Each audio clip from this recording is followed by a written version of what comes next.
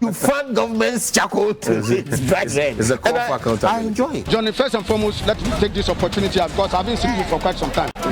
You are doing very good job for the mother Ghana. Remain undaunted. This is our society, Right. and it will take me and you to do it. That's why I always watch Johnny's Bite. The general watches Johnny's Bite. Every day. Thank you very much. And it's devoid of insults, but straight to the point, factual and fearless. Charlie, no be joke. The pressure people like Johnny can give you. No. You no get grey hair, you go get grey hair. I'm innocent. And that's what I'm saying. That the pressure Johnny and his people, the pressure they can give you, you no get grey hair, you go get. So your best bet is not to have hair.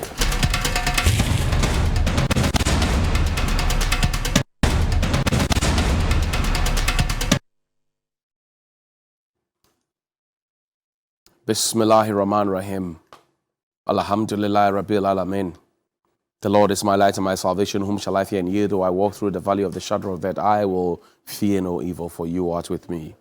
Thy rod and thy staff, they comfort me. Thou preparest a table before me in the presence of my enemies. Thou anoint my head with oil, my cup overflows. And surely goodness and mercy shall follow me all the days of my life. And I will dwell in the house of the Lord forever and ever. Amen. Assalamu alaikum. Welcome to Johnny's Bite. It's Thursday. This morning, I've come again, Mr. President, to say good morning to you. Yesterday, I raised some critical questions from Article 83 and 84 of the 1992 Constitution. What gives you the power and authority and the chairmanship over the National Security Council? Mr. President, if I were you, and I've always said it, that I do not know how to govern a whole nation. I have never stood for elections before. You have. But when your governance has an effect on me, I will say it. Mr. President, if I were you, I would have shaken up my security setup. I'm not interested, and as I said yesterday, I'll say it again, who you are involved with, who was involved with who wants to come and chase another. I don't care about that. I'm saying, Mr. President, that if I were you, I would have shaken up my security setup. You know why? Because people have had access to you. People have taken pictures and videos of you, they claim. So the people around you who are promoting machoism instead of pushing up intelligence, literally, because that's what it is. If we had intelligence, enough intelligence, somebody drove for 45 minutes to meet you, to get on a private plane that you were on with your security detail and other top executives of your government, and yet that person was not screened, it tells you that your security says porous. So if I were you, I would have shaken up my security setup, but no. How is it possible that somebody gets closer into the inner chamber, inner circle, Mr. President? And you know what the word on the street is?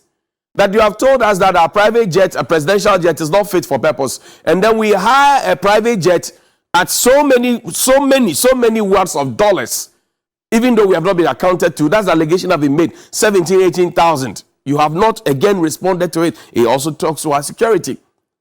That we hire those private jets and we get people to sit in it and take photos of you. And up until now, there's not been the dignity and the respect for the people of Ghana, who you swore an oath to protect and represent. This is an international embarrassment to us. There's not been the dignity either from your office, either from the national security, either from whoever, to say this is our one-page statement on this Sewa Broni matter. That is a national and global embarrassment to us. So if I were you, I would have shaken up my security setup.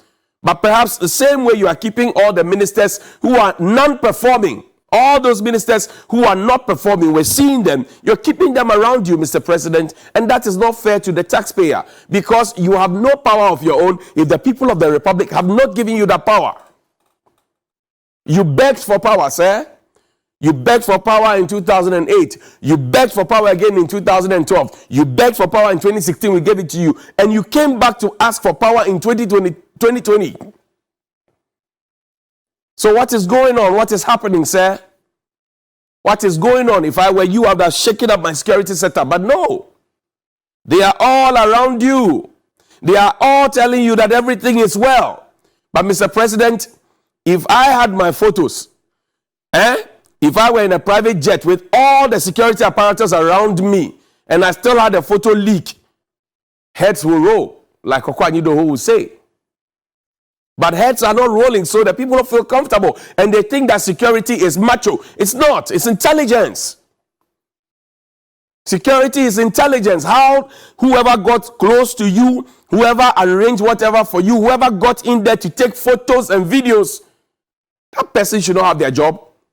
So the question is, who has control of security around you, even at the presidency? This was when you were outside the jurisdiction of Ghana, Mr. President. It's a serious matter. Outside the jurisdiction of Ghana, and somebody could have access to take a photo of you.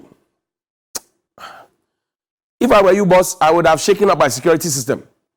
If I were you, and you still had the professionals around you, I'm sure they would have told you to shake up your security system. Danny, let's leave this Sarah Bruni matter. I've had enough of it. And I've spoken my mind and the mind of many Ghanaians. That security, it no be macho. Security be intelligence. It no be macho, it be intelligence. So all the macho people who are roaming around, let them back off. Let the intelligent people come forward and come and protect you, sir. Danny, take me to Teshi and play the video first for me. This is happening at the Teshi First Junction. There are 3 poles in the heart of the street. 3 poles in the heart of the street. There's an ongoing expansion project there. The work is near completion. Lekma ECG, this is your question. And we are asking the contractor also, what kind of conversations did we have? Can you play the video? Play the video. Let's see the video with the 3 poles in the heart of the street.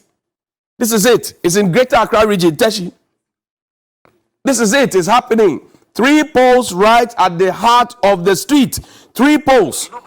3 of the poles right in the heart of the street. And here we are. The project is almost near completion. So the question is, what kind of conversations did the contractor have with the local authority, with the contractor have with the ECG in the area around the Lekma area? Teshi First Junction. This could lead to car accident. This could lead to car accident. There's 3 poles right there. Somebody could be using that as an Ampian way, could hit the pole, and disaster will strike. 3 poles. Teshi, Greater Accra region. You see, the interesting thing why I'm worried about the security is that Teshi is a security zone. Whether you like it or not. That's where our Southern Command is. That's where the Army headquarters is. That's the heart of it. Defense intelligence is there, military intelligence, all of them, they are there. We have police stations around the area. And this is happening in the heart of the city. In the heart of the city, 3 poles. Construction is ongoing. Sometimes when I think about some of these things, it hurts me. It makes me want to cry. It makes me want to cry. And there are too many of these examples dotted around the country. I spoke with an MTTD officer who told me that the George Walker Bush Highway, for example, come back to the studio. The George Walker Bush Highway, for example, that had bridges made for access for pedestrians. An MTTD officer told me that they were not even consulted when these constructions were ongoing. So everybody is interested in construction, procurement. That's all, because somebody will get a certain 10%, and people have said the 10% over and over again. Nobody has denied it. We are more than 3 years into when we change the curriculum for junior high schools and primary schools. They don't have the textbooks. We are signing a new contract to give the children chocolate drink. That is how special we are as a people. The children are going to school to learn. They don't have textbooks. Some don't have desks. Some don't have all the things that they would need for school. But we are going to sign a new contract to give them chocolate drink. Oh, yes. So they'll go to school, have chocolate drink, no textbook, and they'll come back home. Hey, What is wrong with us? The children don't have textbooks. You have a PhD holder who is your education minister. You had a PhD holder who was your former education minister. You have a professor who is the head of your education service. You have other PhD holders, MPhil holders, other professionals who are there.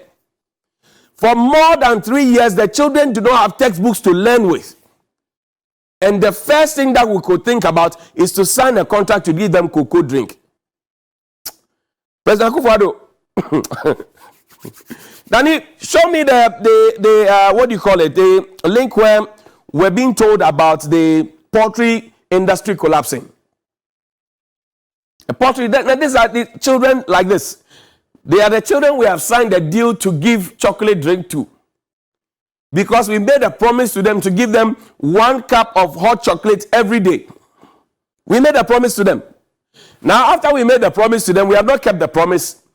The tenure is coming to an end, so we are quickly rushing to go and sign the deal for whatever reason, while they lie on the belly of their stomachs to learn. Now, don't go to the portrait. Let me stay with education. Now, it was our vice president that he opened that link of our vice president promising us that we're going to be giving students loans and that they won't have to use the guarantor system that we all went through to be able to access the loans. And I've said it earlier on this show, how the authorities at the KNUST came to mind and came to the conclusion that all the 6,000 students were just interested in bakery business. They were interested in Uber or Bolt or whatever business, and they were interested in betting. I am thinking this morning, I'm asking myself, when you come and say these things without evidence, as a university, are you happy with yourself? That you come and say 6,000, they are interested in bakery, blah, blah, blah. You are not able to show us which one of them owns bakeries or are interested in the bakery business, which one of them are interested in the taxi hailing system, or which one of them are using their monies to bet. Because a few parents came to you, you abandoned all the 6,000 students into one basket. In any case, did we not promise the student that we're going to give them the guarantor system, we're going to kick away the guarantor system and make sure that they could use their Ghana cards to look for, the student loans? Some of them came to school on their own. If they had access to student loans as promised them without the guarantor system and they could use their national ID card, perhaps they could have been able to sort their school fees out. Oh yes, if they had their Ghana card, and the promise that was made to them by Dr. Baumia, reiterated by President Akufo-Addo and many other key government officials, if they had access to use their Ghana card to apply for the loans without a guarantor system, don't you think they could have sorted some of these things out? So what happens? The private hostel fees that they are paying, what happens to those who have paid a portion of their fees? What happens to them? And you see, we are treating education as if it is a certain commoditized, some commodity that we are selling. Are we serious in this country? That we lump all 6,000 students together and we say they are only interested in bakery, in Uber and Bolt, and they are also doing betting. That's all. So we've put them together. There's no science and data, as is said by this government, to back it up. And this is said by a university. When you tell the students that the payroll is choked and that they cannot find jobs, and the students are deciding to gain experience, entrepreneurial experience in school, if they were interested in baking or they are ventured into bakery and also Uber, Bolt, Yango services, don't you think that that's entrepreneurial? Because you have told them that the payroll is choked. You have told them that when they are done with school, there will be no employment, ready employment for them. And you have also told them that you are starting a U-Start, U-Bank, U-YY for them to be able to create jobs on their own. Should you as a university not be happy that the students are venturing into entrepreneurship, that they are thinking of creating opportunities for themselves and for other people, and they are also trying to create employment for themselves and also to feed the nation? And we just lump all of them together and say all 6,000 of them are doing the wrong thing. Yet, you have promised them that they are supposed to be accessing student loans with their Ghana card, and you have not fulfilled that. Some of them are on scholarship. You have not done that. Some of them are in school on their own. Some of them are in school on their own. Because most of them will graduate from school, they will not have jobs, they will start scouting and looking for jobs, roaming CV after CV, and they will not get it. And this is how we break the confidence of the young people of our country. This is how we break their confidence. This is how we disappoint them right from the get-go. And this is how we think that suit and tie jobs are better than people who are into bakery and other things. And here we have somebody, I heard somebody ridiculously suggesting that government should be controlling prices. How will government be controlling prices if we are not encouraging people? Because once there's more to supply, it beats demand, prices will drop. KNUST, you should be happy your students are baking bread. You should be happy your students are engaged in Uber and Bolt and all the other services. You should be happy because the people who appointed you, they have told you that the payroll is choked. You should be happy. You should encourage them. You should not break their confidence.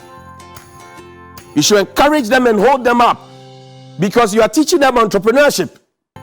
Because we have too many schemes under this government promising that students are being given support to engage in entrepreneurship, even though nobody is monitoring to tell us that we gave person $8,000 and this is what they have done with it, and these are how many people the person has employed, and this is how the business is growing, and this is how we are proposing that it will scale up. We're just throwing money at the problem. Young people are taking advantage of the situation to create employment, and we are here bastardizing them, so you are deferring them, and then what?